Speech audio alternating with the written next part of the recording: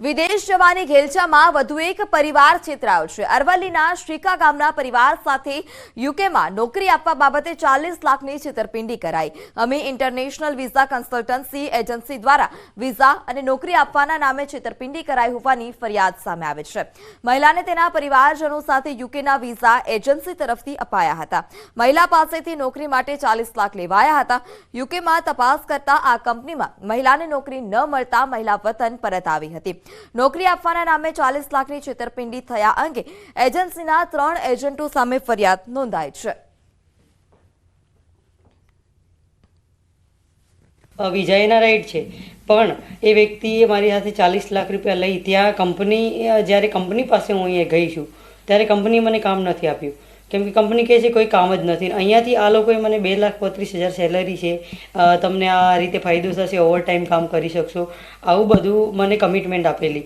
એ કંપનીની અંદર આ લોકો યુકે ગયા પછી એમને ત્યાં નોકરી મળેલી નહીં, જેથી કરીને આ જે અમી કન્સલ્ટેશનના આરોપીઓ હતા એમણે આ બેંક સાથે ચીટિંગ કરી અને 40 લાખ રૂપિયા લઈ લીધા। વિજાયના રાઈટ છે, પણ રાજ્યમાં દારૂબંધી પર ફરી દંગલ શરૂ થયું છે। ગિફ્ટ સિટીમાં નિયમો સાથે દારૂની છૂટ આપવામાં આવી છે। સરકાર નિયમ હળવો કર્યો છે। સરકારે નિયમ હળવો કર્યો તેવો વિપક્ષે પ્રહાર પણ કર્યો। જરૂરિયાતોને લઈ અને નિર્ણય લીધો છે તેવું રાઘવજી પટેલનું નિવેદન હતું। સરકારના નિર્ણયને હું આવકારી રહ્યો છું। અન્ય જગ્યાએ ઉઠેલી માંગ અંગે સરકાર વિચારણા કરશે તેવું પણ રાઘવજી પટેલે નિવેદન આપ્યું। સુરત, મોરબી અને રાજકોટમાં પણ માંગ ઉઠી છે। આ ગાંધીનું ગુજરાત છે તેવું પણ અમિત ચાવડાએ નિવેદન આપ્યું। જ્યારે છૂટ આપવાથી રોજગાર નહીં વધે તેવું ચાવડાએ જણાવ્યું છે।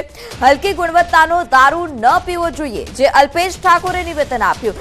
એટલે કે દારૂની છૂટ ગિફ્ટ સિટીમાં આપવામાં આવી છે, જેને લઈ દંગલ શરૂ થયું છે। ગિફ્ટ સિટી અલગ અલગ એરિયા ડેવલપ થઈ રહ્યા છે તેવું અલ્પેશ ઠાકોરનું નિવેદન છે। ગુજરાત પર કલંકરૂપ નિર્ણય ગેનીબેને ગણાવ્યો છે।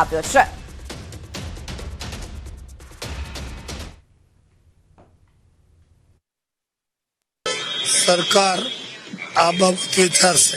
સરકાર આ બાબત વિચારશે। સરકાર આ બાબત વિચારશે। આંતરરાજ્ય અને ઇન્ટરનેશનલ જે વેપારના કારણે જે લોકો આવતા હોય છે એઓની જરૂરિયાતો સચવાય એ પણ જરૂરી છે। એટલે આપણી આ પ્રવૃત્તિને વેગ મળે, બધું વિદેશીઓ અને બીજા રાજ્યના લોકો આવે એની સગવડતા અચવાય, એના માટે સરકારે જે નિર્ણય લીધો છે એ મારી દ્રષ્ટિએ યોગ્ય નિર્ણય છે। મારો હંમેશા વિરોધ રહ્યો છે એ દેશી શરાબથી હલકી ગુણવત્તા સાથે જે પીવે છે ને જલ્દી મરી જાય છે। મારો હંમેશા એ વિરોધ રહ્યો છે કે આમ જનતા, સામાન્ય લોકો આ દારૂના દૂષણના કારણે મરે નહીં, એમના પરિવારો બરબાદ ના થાય। એ મુહિમ, એ સામાજિક મુહિમ આજે પણ ચાલુ છે, પરંતુ ગિફ્ટ સિટી એક અલગ એરિયા ડેવલપ થઈ રહ્યો છે અને એના માટે રાજ્ય સરકારે જ્યારે કોઈ નિર્ણય કર્યો છે ત્યારે એનો સંપૂર્ણ અભ્યાસ હજુ મેં નથી કર્યો, પરંતુ આપને ચોક્કસ કહું કે એમાં એ ચોક્કસ માપદંડો સાથે, એના લાયસન્સ સાથે કોઈ છૂટછાટ આપવામાં આવી છે। એવી છૂટછાટ નથી કે ગિફ્ટ સિટીમાં ગમે તે પીને જતા રહે। ગાંધીજીના નામ પરથી ગાંધીનગર નામ પડ્યું, રાજ્યની પાટનગર, અને એની સરહદ પર ગિફ્ટ સિટીમાં ધંધા વેપારને આકર્ષવા માટે હવે દારૂની પરમિટો અપાશે, છૂટ અપાશે, ખુલ્લેઆમ દારૂ પીવાશે। એનાથી શું ઉદ્યોગો આવશે? એનાથી શું વધારે વેપાર થશે? ના।